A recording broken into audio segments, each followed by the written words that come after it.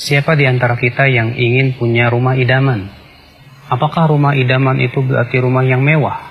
Atau rumah yang serba fasilitas ada? Rumah idaman adalah yang sesuai dengan yang diperintahkan oleh Allah dan Rasul-Nya.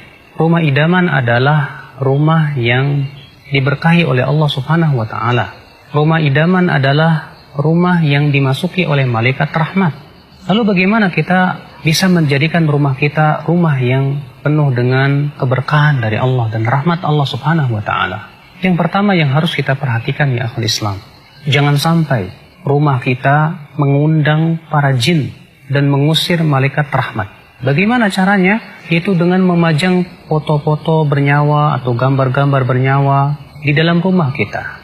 Coba dengarkan sebuah hadis Nabi SAW. Beliau bersabda, malaikat itu tidak akan masuk rumah yang ada di dalam rumah tersebut anjing dan gambar-gambar yang bernyawa. Malaikat yang dimaksud di sini dalam hadis ini adalah malaikat rahmat. Maka dari itu ya akhi, jangan kita gantungkan di rumah kita foto keluarga.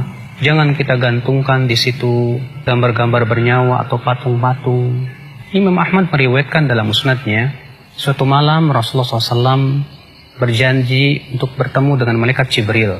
Malam itu Rasulullah menunggu, ternyata tak kunjung datang malaikat Jibril. Di pagi harinya Rasulullah keluar rumah, ternyata Rasulullah bertemu dengan malaikat Jibril.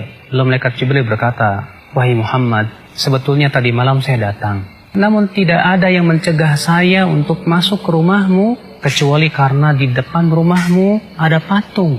Dan di dalam rumahmu ada anjing. Perintahkan patung itu untuk dicabut kepalanya. Dan perintahkan anjing itu untuk dikeluarkan dari rumahmu."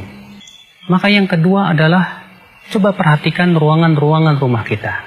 Dalam hadis yang disahihkan oleh Syekh Al-Albani rahimahullah, Rasulullah mengabarkan bahwa rumah itu untuk 3. Yang pertama untuk tamunya.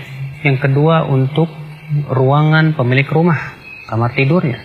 Yang ketiga adalah untuk dapurnya. Dan yang keempat kata Rasulullah untuk syaitan. Artinya, kalau ada ruangan kamar kita tak terpakai di rumah itu berarti untuk syaitan kata Rasulullah. Kemudian ya akhul Islam, kita berusaha untuk mengisi rumah kita dengan zikir kepada Allah, dengan sholat, dengan baca Al-Quran. Al-Imam At-Tirmidzi meriwayatkan bahwa Rasulullah SAW, jangan kalian jadikan rumah kalian seperti kuburan. Maksudnya apa kata para ulama? Karena kuburan bukan tempat sholat, kuburan bukan tempat baca Quran. Maka rumah yang tidak ditegakkan padanya sholat, tidak dibacakan padanya Al-Quran, berarti rumah itu seperti kuburan.